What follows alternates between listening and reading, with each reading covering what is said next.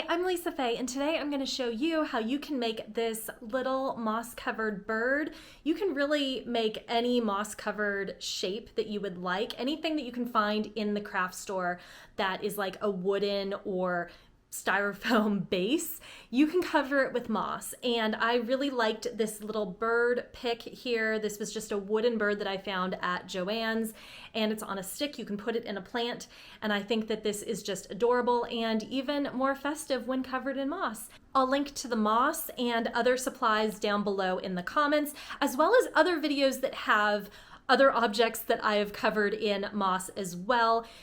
The moss has been so much fun to use. I love just the organic look of all of it, and it's really just it's really been fun. I've really enjoyed it.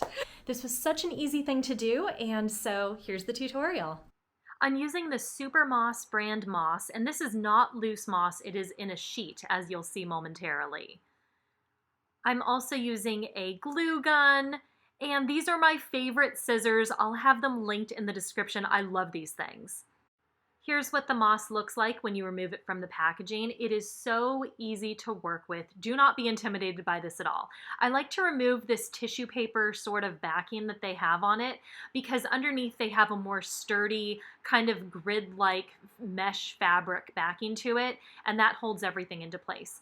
So I'm actually using little odds and ends and scraps that I had left over from my other projects in order to make the bird. So save all of your little scraps that you have if you've covered larger things. So here I made a little template of just how wide the strips I would need for this bit of the project had to be. Sorry if that doesn't make any sense, but I made this little template out of tape, and this is going to be how wide the strips need to be to cover the outside edge of the bird. So I'm going to cut larger pieces for the front and back of the bird, but this is going to cover that side edge going all the way around the bird. So I'm cutting like 2 strips of this, and you want to make sure it's going to be just big enough to cover that outside edge. So I'm going to cut these and then set them aside. Now I'm going to take some larger pieces and I'm going to figure out how to position the bird on there so that I can trace it and have it fit and effectively use these scraps. So I'm using my super fine point Sharpie to trace around the bird onto the moss. And what's great is like you won't see any of this Sharpie after you finish cutting it out.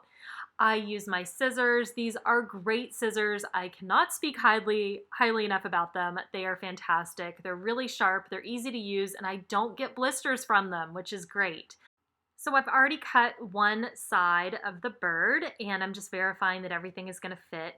You wanna make sure that you don't cut the sides too conservatively. You want to make sure that you cut them right on or right over the Sharpie line, because the Sharpie line isn't going to show once you glue it down, and you don't want to have any of the wood showing afterwards. So I'm cutting like a mirror image, I guess, of the one that I already did. You want the birds to be facing like opposite directions. You don't want them to be two identical birds. You want them to be one for each side, if that makes sense. You'll see momentarily, and once you start working with the moss, you'll pick it up if you're not understanding at this point. Anyway, so I'm just cutting this out really easy, really quick, and then I'm verifying, as you can see here, that I have those 2 sides for the bird and that they're gonna fit and it's gonna look all right. So then I start with my glue gun, and I did not glue the entire portion all at once. I started with the beak, lined things up, and then just secured that area and made sure that everything was looking okay.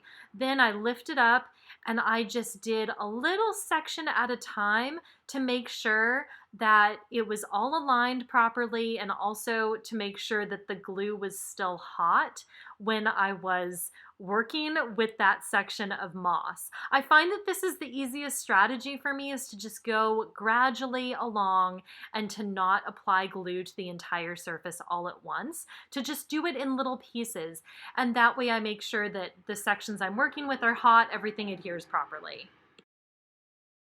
I trimmed a little bit of the excess moss that was hanging off a little bit too far, and then I proceeded to do the other side of the bird. And I'm just using the same strategy here, just gluing a little bit at a time. And I'm also making sure that in addition to the edges being lined up as I go along, that also if there's any little bits of like those glue strings that you tend to get with hot glue, that I'm pulling those off as well, just to kind of keep everything clean and tidy and looking good. So I've glued both of the sides, and now I'm going to start on gluing this exterior side strip. So I start where the skewer is, and using the same strategy that I did for the two sides, I just glue maybe an inch or so at a time, and then just work my way around the exterior of the bird. It's really easy. You'll get a feel for it as you're working with it. And you just want to press down and make sure that it's a tight fit and just kind of massage the moss into place, I guess. It's so easy to do. This is really one of the most simple DIYs that I have done recently, and I feel like you get such a dramatic result from it for how easy it is. It certainly looks impressive when you're done, and it's so simple. So here I've come to the end of that moss strip, and I just start a new moss strip. You can't even tell on the finished product where the seam is.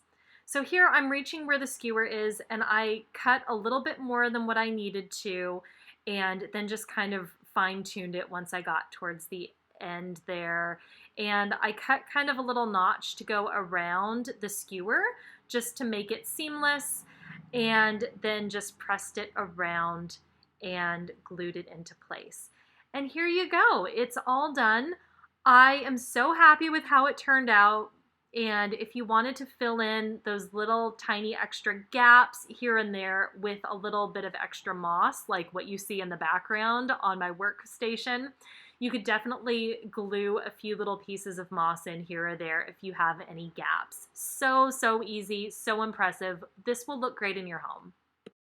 So what do you think? Would you cover something in moss? Let me know in the comments. Thanks so much for watching. Please subscribe, and I hope to see you back here again soon. Bye.